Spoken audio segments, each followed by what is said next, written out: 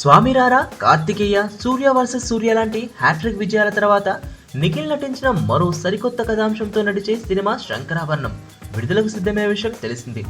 ప్రముఖ రచయిత కోన వెంకట్ కథ మాటలు అందించడంతో పాటు సహ నిర్మాతగాను వ్యవహరిస్తున్న చేసిన సినిమా కావడంతో శంకరాభరణం సినిమాకి మొదటి నుంచి మంచి క్రేజ్ కనిపించింది.